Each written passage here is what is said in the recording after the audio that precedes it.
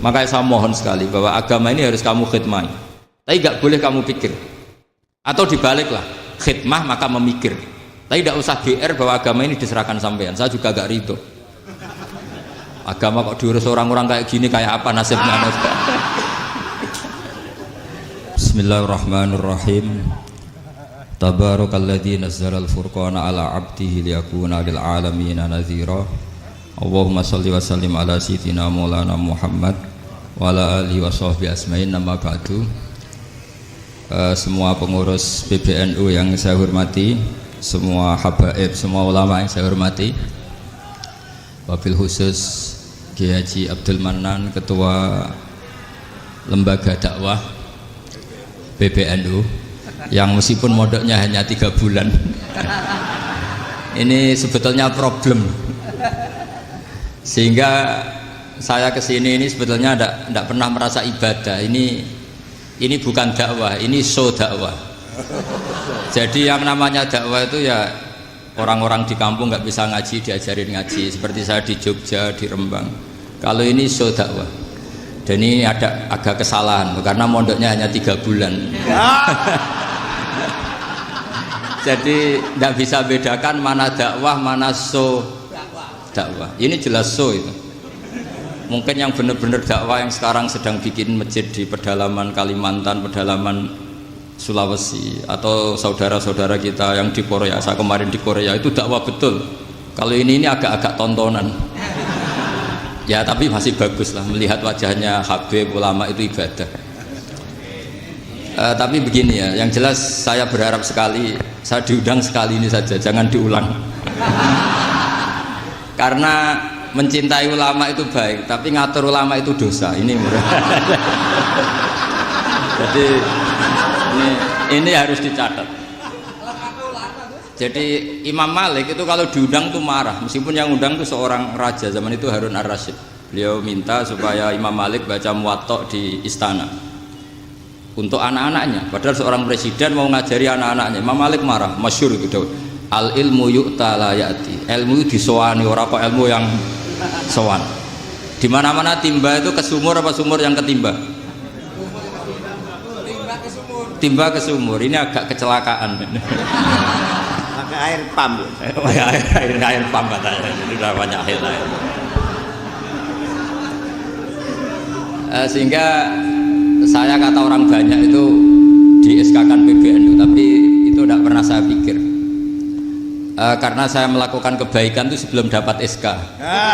Saya ngajar sebelum dapat SK, saya dakwah di mana-mana sebelum dapat apa?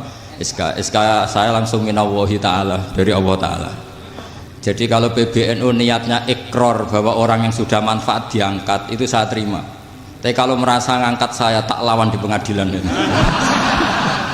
Karena saya sudah jadi kiai sebelum diangkat PBNU.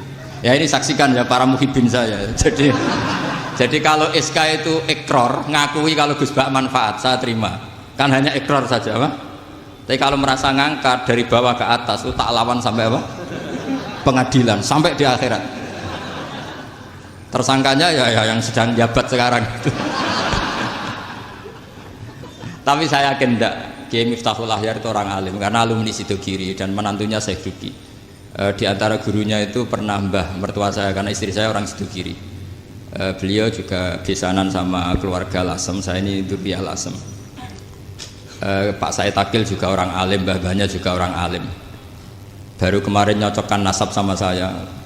Buyut-buyutnya beliau itu adik buyut saya, pernah cocokkan sama saya. Gus, saya sama saya tua mana? Tua saya, buyut kamu adik buyut saya, kata saya gitu. Tapi saya tetap hormat sama beliau karena ya pernah sepuh umurnya setidaknya. Jadi saya ulang lagi, ngaji seperti ini itu sebetulnya lebih ke show, pertunjukan, supaya pertunjukan ini tidak dosa. Saya isi ngaji betulan. Tapi jangan diulang, karena biasa ngaji rutin. Saya di Jogja tafsir Jalalain sudah juz 23, pernah khatam hikam, sekarang Nashihul Ibad separuh.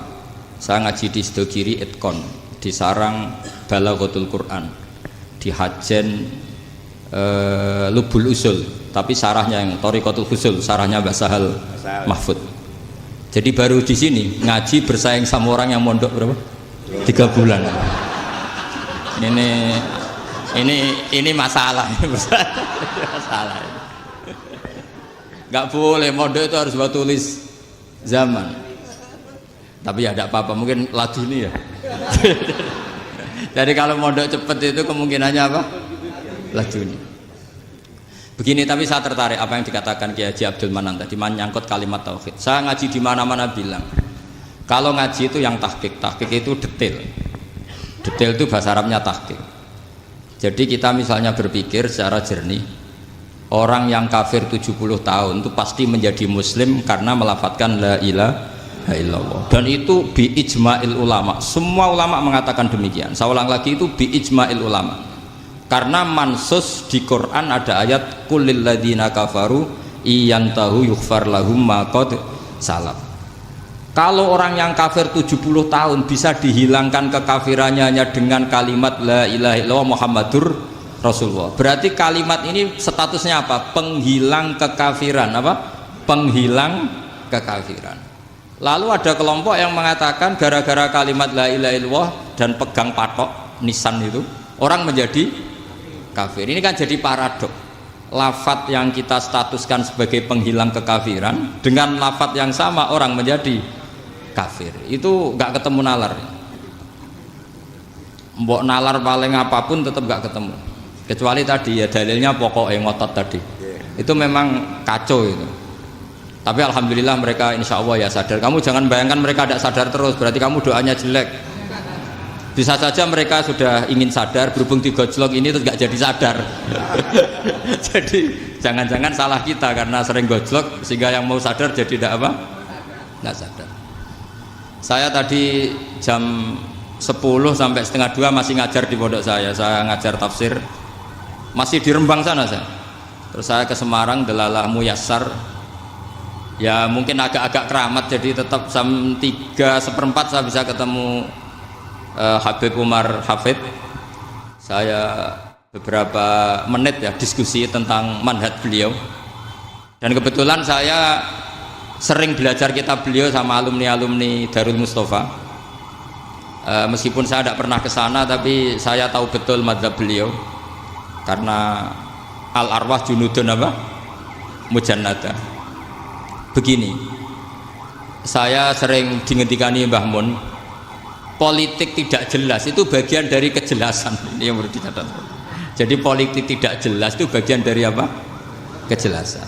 Misalnya begini, siapa yang mengira Khalid bin Walid yang sangat musuhi Rasulullah, dia panglima orang kafir ketika mengalahkan Rasulullah di perang Uhud, akhirnya Khalid bin Walid masuk apa? Islam. Begitu juga Wahsy, qatilu ahabbin nasi ila Rasulillah, pembunuh Sayyid Hamzah, akhirnya juga masuk Islam. Begitu juga Abu Sufyan, dia pemimpin besar kafir Mekah ketika perang Badar, ketika perang Khandaq, akhirnya juga Islam dan menjadi mertua Rasulullah Shallallahu Alaihi Wasallam. Dari fakta ini kemudian banyak ulama alim yang ngambil sikap itu ya cara Jawa itu anggang-anggang. Anggang-anggang itu gak tegas, tapi gak tegas dari rumusan ilmu yang detail. Saya ulang lagi, gak tegas tapi dari rumusan ilmu yang apa? Detail. Bisa saja orang yang sekarang kafir suatu saat mukmin atau muslim. Bisa saja yang sekarang sedang fasik suatu saat soleh. Bisa saja yang mondok 3 bulan Rois PBNU. Sementara yang mondok lama kadang Kiai RT. Tapi itu hanya hukum duniawi. Saya yakin yang Kiai RT ini PBNU di akhirat. Karena mondoknya lebih apa? Lama. Itu tak jamin. Saya juga berencana mimpin itu di akhirat saja, bukan di dunia. Makanya saya mohon SK itu berakhir muktamar mendatang. Karena saya sudah kiai sebelum diangkat. Makanya saya ulang-ulang, kalau pengangkatan itu niatnya ikrar, saya terima. Tapi kalau niatnya ngangkat, tak gugat di pengadilan. Ini tidak guyon, ini betulan itu. Ya tapi ini hanya guyon saja. Nah ini penting saya utarakan teori ngaji ya. Ini saya bacakan naskah asli Sayyid Umar Hafid supaya Anda dapat barokah beliau. Karena beliau selain alim allamah, muridnya Habib Salim, juga beliau pernah ngaji kutub Sayyid Abdul Qadir Segaf di Jeddah. Juga beliau sering istifadah di beberapa kiai. Ini saya baca teks Arabnya, kemudian saya terjemah. Bagi yang tidak setuju pemaknanya bisa gugat, karena saya baca Arabnya. Yang nggak setuju pemaknanya bisa gugat. Tapi tak jamin kalah, karena saya paham betul teksnya maknanya seperti itu. Logikanya tadi ya, ketika Rasulullah ngambil sikap tegas kepada Qatilu Hamzah yaitu Wahsy, dan ketika Rasulullah ngambil sikap tegas pada orang-orang yang mengalahkan beliau di perang Uhud, kaifa yuflihu qaumun fa'alu bi anbiya'ihim hakadha, bagaimana mereka jadi orang benar atau orang yang dapat kebahagiaan kalau mereka perlakuannya seperti Nabi seperti ini, yaitu Nabi sujja wajhuh masyhur wa kusirat ruba, yaitu Nabi itu wajahnya terluka, gigi serinya tanggal. Orang-orang seperti ini tuh nggak akan bejo kalau orang Jawa, nggak akan falah. Tapi apa yang terjadi? Allah menurunkan ayat laisa laka minal amri syai'un aw yatuba 'alaihim aw yu'adzibahum. Muhammad itu bukan wilayah kamu ngecap orang, menstigmasi orang itu tidak wilayah kamu. Saya bisa saja mengampuni mereka atau menyiksa saya itu atau menyiksa mereka itu wilayah saya, kata Allah. Saya bisa saja mengampuni mereka atau menyiksa mereka itu wilayah saya. Sehingga akhirnya apa? Rasulullah tidak ngambil sikap yang mungkin orang lain mengatakan itu tidak tegas. Tapi itu kearifan. Betul, akhirnya Wahsy malah masuk Islam. Khalid bin Walid panglimanya juga masuk Islam. Dan beberapa orang kafir juga masuk Islam, termasuk mimpinihim, ketuanya yaitu Abu Sufyan. Ini penting saya utarakan. Makanya ini saya baca pembenaran dari konstruksi pikiran tadi. Nah ini supaya khas. Ini khasnya orang mondok 10 tahun nih. Jadi ini tak baca ini. Nah, biar jelas ini nanti teksnya persis ya, tidak saya rubah. Ini di kitabnya Habib Umar Hafid, namanya itu Taujihun Nabi Limardoti Bari. Kalau diterjemah ya mengarahkan orang yang sadar. Nabi itu orang yang sadar ya, sampai ini termasuk orang yang sadar. Limardoti Robbi, menuju mendapat ridho Tuhan atau Allah Subhanahu wa Ta'ala. Saya baca teksnya ini di halaman 179. Ini tidak ada yang saya rubah, tidak saya kurangi. Bismillahirrahmanirrahim. Fala buddha an nuwattina qulubana ala annana khodamatu ahli hadal qaul wa yattali'u wa min qulubina annana na'taqidu imkaniyata ayyasfa'a fi ahadina yaumal qiyamati man huwal ana kafirun yuslimu faya'lu sya'nu indal haqqi fayakunu sababan li kholasika fil qiyamah yumkinu dzalik. Jadi kita para dai, para kiai itu adalah khodamatu hadal qaul. Kita ini adalah pelayan alam raya ini yang selalu berharap alam ini akan lebih baik.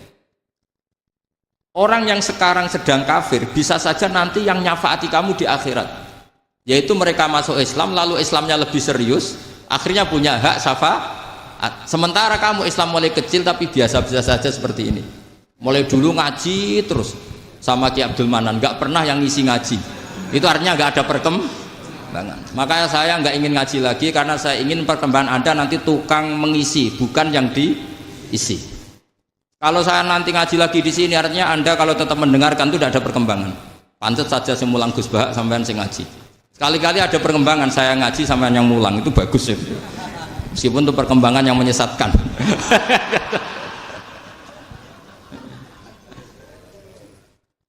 Ini penting saya utarakan. Ini dawuhnya Said Umar. Orang yang sekarang sedang kafir bisa saja orang ini nanti nyafaati kamu, yaitu beliau orang ini Islam, kemudian Islamnya serius, maka punya hak syafaat. Sementara kamu Islamnya biasa-biasa saja. Itu masyhur kayak Sayyidina Umar. Sayyidina Umar Islam di hari itu langsung makomnya makom yang a'la, sehingga mengalahkan yang sudah Islam lebih lama. Karena Islamnya Umar itu menjadi izzatul Islam betul. Makanya jangan benci orang tegas teman-teman, kadang ya ada baiknya. Abu Bakar itu sudah Islam tapi layinal janib, orangnya santun. Kalau dipisoi orang yang menengahi lah, kira-kira seperti itu. Begitu juga Bilal, Ammar, Suhaib. Singkat cerita, Rasulullah itu sering dibully ya, sering disiksa orang-orang kafir. Rasulullah berharap, wah kalau yang Islam gini terus repot. Melihat Umar ini petarung di pasar Uka, dia dapat uang itu kalau tarung, menangan. Kata Rasulullah, kalau ini yang Islam ya bagus. Beliau berdoa, Allahumma aizal Islam bi Umar. Itu kira-kira 2 hari dari doa beliau, Umar masuk Islam. Itu pertama masuk Islam itu orang-orang kafir diparani. Kalau kamu ganggu Rasulullah Muhammad tak bunuh. Semenjak itu orang kafir yang gentenan sembunyi. Sehingga kata para mereka yang Islam, Islam selalu jaya mut aslama Umar, ketika Umar masuk apa? Islam. Itu dalam satu hari Islam itu Rasulullah sudah ngendikan Umar yang Islam sehari ini imannya kalau ditimbang separuh ahli dunia masih unggul sama Islamnya Umar. Nah, bisa saja seperti itu. Jadi saya minta sama teman-teman yang mencintai ilmu, tidak tegas itu bagian dari ketegasan dalam ilmiah, karena kita ini tidak mengendalikan dunia, tidak mengendalikan hidayat, hanya Allah piyambak yang ngasih apa? Hidayat. Maka sikap kita laisalaka minal amri syai'un aw yatuba alaihim aw yu'adzibahum. Rasulullah yang ahabul khalqi ilallah saja tidak boleh tegas karena semuanya potensi itu ada. Cuma kita tegas dalam kebenaran saja, tapi nggak perlu tegas dalam mengawal kebenaran. Kenapa demikian? Karena Islam ini agama yang akan dijaga Allah ila yaumil. Yang jaga Islam bukan PBNU, bukan PP Muhammadiyah, bukan kiai. Yang menjaga Islam namun Allah Subhanahu wa taala. Makanya Sayyidina Umar itu kalau disuruh mikir Islam itu nggak mau betul. Masyhur itu dalam tarikh-tarikh. Umar mimpin itu sukses, banyak futuhat. Singkat cerita akhirnya orang tuh kelangenan, wah kalau Umar meninggal kayak apa? Sehingga Abdullah bin Umar setiap jalan-jalan tuh dibully, kalau sekarang dibully. Ya Abdullah bin Umar, bapak kamu itu gimana? Sudah sepuh mau meninggal kok tidak suksesi. Kalau saja ada orang penggembala kemudian meninggalkan kambingnya di hutan, kamu anggap orang yang mudoyik enggak, menyanyiakan kambing itu enggak? Ya iya, kata Abdullah bin Umar. Apalagi amru hadil umat ini mau ditinggal gelanggang, nanti suatu saat Umar meninggal. Mbok yo suksesi supaya jelas. Logika itu diaturkan ke Umar radhiyallahu anhu, ke Sayyidina Umar. Pertama Umar agak tertarik dengan logika itu. Lama-lama beliau marah. Tidak jadi. Saya tetap tidak akan istikhlaf, tidak akan suksesi. Dan saya tidak akan mikir Islam katanya. Islam akan diurus oleh Allah Subhanahu. Terus beliau ngendikan, Islam ini jalan ketika ditinggal Abu Bakar. Bahkan ketika ditinggal ahabbul khalqi ilallah, akramul khalqi indallah, yaitu Rasulullah Muhammad sallallahu alaihi wasallam. Coba Islam dulu dipimpin Abdul Qadir ketua wali, dipimpin Wali Songo, dipimpin orang top-top. Sekarang dipimpin mondok 3 bulan jalan. Karena Islam yang ngatur Allah Subhanahu wa taala. Jadi ini penting. Loh coba ustadz tuh banyak yang nggak bisa ngaji loh. Tapi ya laku ya nggak masalah. Loh saya kemarin di Korea seminggu. Itu TKI jadi khotib, ada yang jadi mufti. Ada yang jadi suriah. Itu ada yang di sana jadi suriah, pulang ke kampung angon kambing lagi. Loh itu teman saya kenal. Suriah Korea. Iya suriah Korea tapi. Artinya gini, bahkan masjid semua yang di Korea itu didirikan oleh TKI dan TKW. Mereka digerakkan Allah untuk mikir agama, karena agama ini milik Allah. TKI saja mikir. Makanya ini penting, yo dakwah tapi tauhidnya sing kenceng, jangan dakwah kenceng tauhidnya kendor. Itu bahaya betul. Saya ulang lagi ya, ini dawuh Habib Umar. Jadi kata beliau, fala budda an wattina qulubana. Kita harus yakin seyakin-yakinnya bahwa semua kemungkinan itu mungkin. Makanya masyhur dalam tarikh ketika kafir Quraisy mau disiksa oleh para malaikat karena mereka sering menyakiti Nabi, kata Nabi gimana? Jangan. Saya berharap kalau bapaknya tidak mukmin, suatu saat anaknya mukmin. Masyhur dalam tarikh. Musuh Nabi besar siapa? Walid bin Mughirah. Punya anak Khalid bin Walid. Abu Lahab punya anak Darrah, itu mukminah yang baik. Abu Jahal punya anak Ikrimah, itu mukmin yang baik.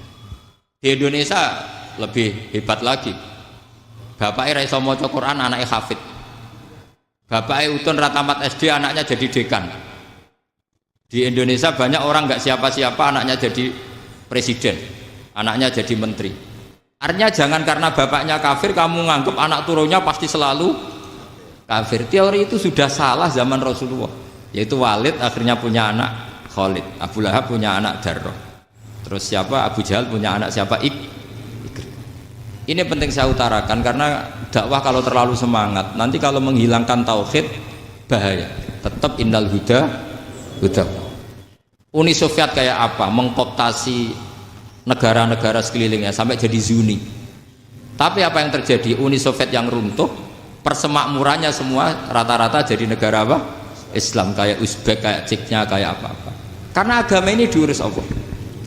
Sehingga kalau dalam, tapi kamu ngitmai agama nggak apa-apa. Makanya istilahnya Habib Umar, khodamah itu pelayan, nggak apa-apa. Kita ngitmai agama itu nggak apa-apa. Dengan ngitmai terus mikir nggak apa-apa. Tapi jangan mikir yang merasa kalau kita mati, wah nanti agama ini kukut karena saya mati.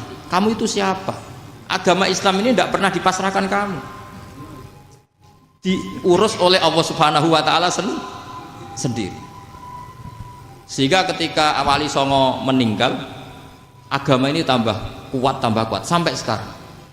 Kecil saya itu kalau pengajian susahnya bukan main, harus izin sana sini. Sekarang setiap pengajian polseknya datang, polresnya datang, nggak ada intel, nggak ada apa. Padahal kiai dulu sama kiai sekarang itu kira-kira alim mana? Alim kiai dulu. Mbah Hasyim Asy'ari itu ngarang kitab sampai dibaca di Yaman. Saya sering baca juga kitab beliau, Risalatu Ahli Sunnah wal Jamaah. Kiai sekarang mau terjemah aja kadang salah memahami. Tapi ya Islam tetap jalan karena Islam ini dikawal, dijaga oleh Allah Subhanahu wa taala. Maka kalau dalam cerita tarikh sirahnya Ibnu Ishaq itu, tauhid itu penting. Beliau cerita begini. Sayyid Abdullah itu namanya Abdullah bin Abdul Muthalib. Kita tahu kenangannya Rasulullah terbanyak itu bukan dengan Sayyid Abdullah tapi dengan Sayyid Abdul Muthalib, dengan mbahnya. Karena Nabi itu mulai kecil dirawat oleh siapa? Mbahnya. Yaitu yang disebut Nabi ketika 2 bulan kan abahnya sudah meninggal. Ya saya baca ya, pakai bahasa Arab biar jadi bid'ah. Nanti kalau bahasa Indonesia ada bid'ah. Tidak betul. Diba atau berjanji sebenarnya itu kitab sejarah, berhubung dibaca bahasa Arab terus kayak mantra. Terus yang belakang mau nyenggai soleh aleh, sehingga kubu sebelah bilang tuh khurafat dan bid'ah. Coba diterjemah ini, coba nanti saya baca bahasa Arab. Walamma tamma min hamli syahroni ala masyuril aqwalil marwiyatu fiya bil madinati abuhu Abdullah wa kana qad istaza bi aqwalihi bani adi min at-taifatin najariyah wa makatha syahron saqiman yu'anu nasukmahu wasyaqwa. Terus di pojok sana bilang soleh aleh. Pasti kubu sebelah yang liwat, wah itu khurafat bid'ah karena dianggap mantra. Padahal artinya coba sampean baca bahasa Indonesia. Ketika hamil Rasulullah umur 2 bulan, abahnya meninggal di kota Abwa. Kota Abwa adalah kota keluarga besar ibunya Sayyid Abdullah. Kebetulan pas ke sana beliau sakit sampai 1 bulan dirawat. Bid'ahnya di mana kalau diterjemah? Wong itu kitab tarikh. Makanya saya nggak tahu yang membidah-bidahkan tiba itu karena tadi. Tapi sampean juga ikut salah karena nyenggai sholawatan tok itu. Jadi makanya saya bilang tadi kalau bahasa Arab bid'ah, kalau sudah terjemah tidak bid'ah karena kelihatan kalau itu hanya kitab tarikh. Loh, coba bid'ahnya di mana? Wa ba'du fa'aqulu wa Muhammad bin Abdullah bin Abdul Muthalib bin Hasyim. Itu kalau diterjemahkan, kamu harus tahu siapa nama Muhammad. Muhammad punya abah siapa? Rasulullah Muhammad Abdullah. Punya abah siapa? Abdul Mut. Punya abah siapa? Hasyim. Coba baca gitu di kubu sebelah. Oh iya gitu. Berhubung baca bahasa Arab. Wa ba'du fa'aqulu wa Muhammad bin Abdullah bin Abdul Muthalib bid'ah. Jadi itu hanya salah baca saja itu. Maksudnya salah yang hukumi, bukan salah yang baca, salah yang apa? Hukumi. Sayyid Abdullah ini orang yang tauhidnya sangat kuat. Sayyid Abdul Muthalib lebih kuat lagi. Saya cerita sedikit betapa pentingnya tauhid. Ketika pasukan Abraha bawa pasukan gajah mau menyerang apa? Ka'bah. Itu sebelum menyerang itu semua aset-aset milik orang kafir Quraisy, milik orang Quraisy lah. Itu ditawan, diambil, termasuk milik Sayyid Abdul Muthalib, milik Abdul Muthalib. Terus ketika mau masuk Ka'bah, mau masuk Mekah, kata Abraha, man sayyidu hadal wadi, siapa yang kamu tuakan, yang kamu pertuan di sini? Oh, Abdul Muthalib. Abdul Muthalib itu dipanggil, itu auranya luar biasa. Abraha yang di tempat perkemahannya itu harus duduk di atas karena dia raja, itu duduk di atas gak berani. Saking wibawanya Abdul Muthalib, ini mbahnya Rasulullah. Akhirnya Abraha bilang gini, saya duduk di bawah tidak mungkin karena saya raja. Kamu duduk jejer saya tidak mungkin karena nanti umat saya kecewa karena raja kok disaingin gitu. Ya sudah, sambil berdiri-diri kita ngomong.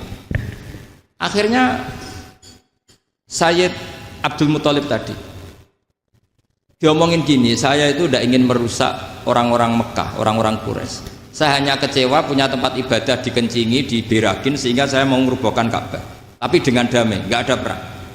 Apa jawabnya Abdul Muthalib? Lucu. Nggak apa-apa, Ka'bah kamu robohkan silakan, nggak apa-apa. Yang penting unta saya yang kamu sita kembalikan. Harta saya yang 100 unta kamu sita kamu kembalikan. Itu Abraha kagetnya bukan main. Kaget karena kamu itu pemimpin apa? Tadi saya hormat kamu karena kamu tak anggap orang hebat. Hadhil Ka'bah dinu abaika. Ini Ka'bah itu agama kamu. Pas saya hancurkan kok kamu tenang-tenang saja. Padahal pas mau saya hancurkan kamu tenang-tenang saja, malah tanya unta kamu itu gimana?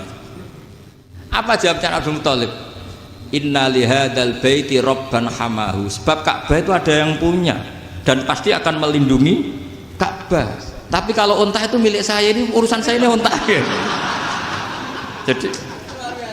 Jadi inna lihadzal baiti rabban hamahu itu tidak milik saya, itu ada yang punya. Ya sudah, biar yang punya aja yang jaga. Itu tidak urusan saya. Akhirnya unta dikembalikan, aman deh. Untung double. Terus akhirnya dia ke Ka'bah. Fa'akhudha bi halaqatil bab. Karena dulu apa itu? Halaqatil bab. Karena dulu itu yang dipakai apa itu? Pegangan itu bentuknya apa? Bulat. Makanya diistilahkan halaqah apa? Bulat. Kalau sekarang halaqah ilmiah itu seminar. Tidak. Halaqah itu buruhi lain lagi. Lagi ya. Pegang terus bilang gini, kata Abdul Muthalib, ya Allah, Ka'bah ini mau dihancurkan oleh Abraha. Ka'bah ini milik kamu. Saya mau ke gunung, mau melihat apa yang kau lakukan terhadap orang yang mau merusak Ka'bah. Terus Abdul Muthalib bilang ke umatnya, wa ya qaumi, ayo kita ke gunung melihat ma fa'ala rabbuna, apa yang akan dilakukan Tuhan kita terhadap orang yang mau menghancurkan Ka'bah. Jadi santai saja, santai. Terus Abdul Muthalib naik gunung sama orang-orang Quraisy. Abraha datang mau merusak Ka'bah, terus terjadi alam taro kaifa fa'ala rabbuka bi ashabil fil. Itu melihat. Dan betul Ka'bah dijaga Allah. Islam juga gitu. Ketika Islam dikooptasi Uni Soviet, semua ulama, semua wali perasaannya hanya nunggu kehancuran Uni Soviet karena pasti agama ini dijaga Allah. Saya setiap sholat, setiap munajat ketika baca Rabbana lakal hamdu bil samawati wa mil'ul ardi. Dulu saya iskal itu janggal. Ya Allah, engkau zat yang layak dipuji, yang pujian itu memenuhi langit dan bumi. Pikiran saya kalau bumi ateis itu mujinya kayak apa? Tapi Masya Allah, ketika saya datang di Korea, bumi ateis, ternyata di sana banyak masjid, banyak tasbih, bahkan ada sakduna di sana.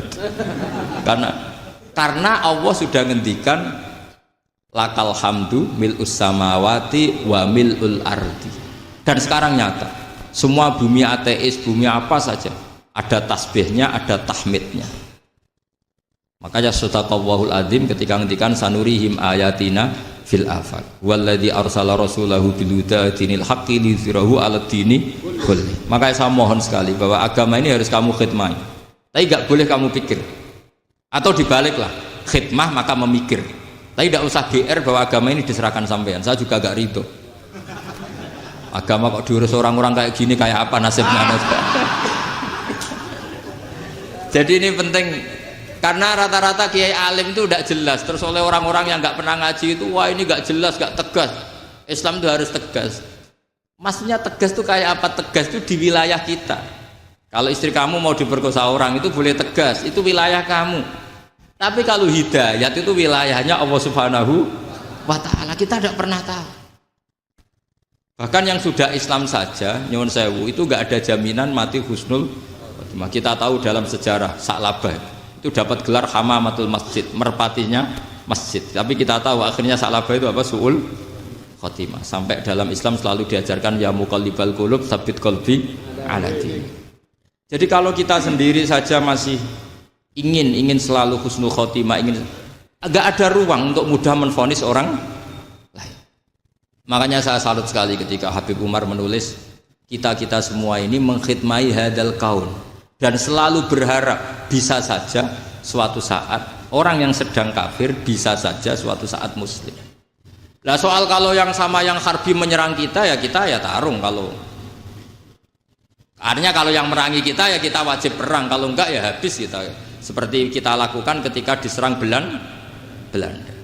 Tapi ketika mereka musta'man, dhimmi, mu'ahad, orang-orang kafir yang mau berdamai dengan kita ya kita damai. Sebagaimana yang dilakukan Rasulullah SAW ketika berdamai dengan kafir Quraisy yang dipimpin Suhail bin Amr. Masyhur itu dalam tarikh. Singkat cerita kan Sayyidina Ali ini pernah konflik sama orang Khawarij. Kata Sayyidina Ali, ya sudah lah, namanya kita musuhan, kita tidak usah ketemu, pakai mediator, kata Sayyidina Ali. Kata orang Khawarij, ini apa-apaan kok butuh mediator, nggak ada Qur'annya, nggak ada hadisnya. Kira-kira kalau Pak Sayyidina Ali orang Jawa, nggak ada apa tidak tahu. Walhasil Sayyidina Ali akhirnya baca ayat, wa in khiftum shiqaqa bainihima fab'atsu hakaman min ahli wa hakaman min ahliya. Jika suami istri tengah konflik, maka yang keluarga suami kirim mediator, yang keluarga perempuan juga kirim. Terus kata Sayyidina Ali, wa amru ummati Muhammad a'dhamu min amri rajulin wa imra'atin. Kalau suami istri saja ketika konflik butuh mediator, apalagi ini kelompok besar pasti lebih butuh mediator. Akhirnya lalu mediatornya siapa? Kata Sayyidina Ali, ya siapa saja yang penting baik. Ditunjuk seseorang, diprotes sama orang Khawarij, ini orang nggak kredibel. Oh, ini. Terus Sayyidina Ali marah-marah. Rasulullah itu pernah berdamai dengan orang, bahkan orang itu kafir, yaitu Sulhul Hudaybiyah. Nabi itu berdamai dengan orang yang bernama Suhail bin Amr, ketika itu kafir. Makanya ini menunjukkan bahwa musolahah ma'al kufar itu boleh demi kelangsungan bernegara, berbangsa. Kamu tidak usah meragukan reputasi NU. Ketika dulu kafirnya kafir harbi zaman Belanda, ya Mbah Hasim fatwa apa? Jihad. Jadi jangan kira tidak tegas. Kita tegas sekali. Justru kita yang punya masa lalu tegas. Tapi kepada siapa dan dalam konteks apa? Paham ya? Terus ini penting sekali untuk dijernihkan. Ini saya baca berikutnya nanti. Tidak supaya tahqiq, saya syukur sekali, saya tadi sekaligus minta ijazah sama Habib Umar, dan memang saya ngaji ini lama sama teman-teman alumni Yaman, cuma belum pernah ketemu mu'alifnya. Tadi saya ketemu minta ijazah itu dan beliau senang sekali, bahkan sempat bikin tulisan di kitab saya ini. Sama tidak perlu baca, karena kalau bisa ya biasa, kalau tidak bisa malu ya sudah, tidak usah baca.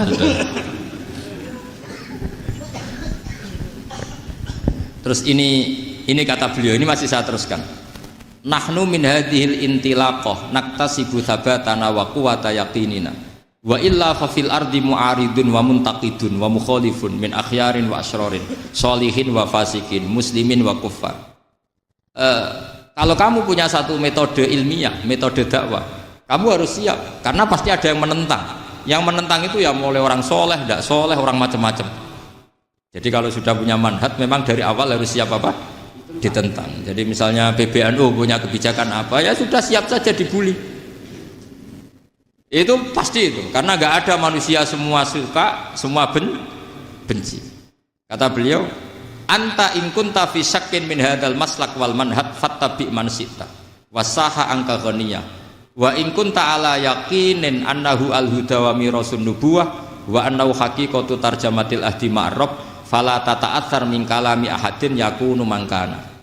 Jadi intinya kita mengawal Islam secara rahmatanil alamin itu justru kita berharap menjadi simpatik dan menjadikan mereka menjadi nopo Islam. Jangan ketika simpatik dianggap gak tegas. Saya masih ingat betul dawuh Mbah Mun, hak sekseni, kata beliau. Saya masih ingat kalimatnya, sekseni. Akurat tegas itu berdasar ayat laisalaka minal amri syai'un aw yatuba alaihim aw yu'adzibahum. Karena potensi sosial itu bisa rubah. Orang yang sekarang kawan kamu bisa saja suatu saat jadi musuh. Yang sekarang musuh kamu bisa saja suatu saat jadi kawan. Terus kamu ngambil sikap tegas dalam sesuatu yang nggak stabil seperti ini, lalu tegas itu kan nggak pada tempatnya. Makanya yang seperti ini kata Allah pakai asa itu menawa-menawa. Asa wahu ayyaj'ala bainakum wa bainal ladzina ataitum minhum mawaddah. Bisa saja orang yang sekarang musuhan dengan kamu suatu saat dijadikan mawaddah. Kamu udah mawaddah itu saling mengasihi.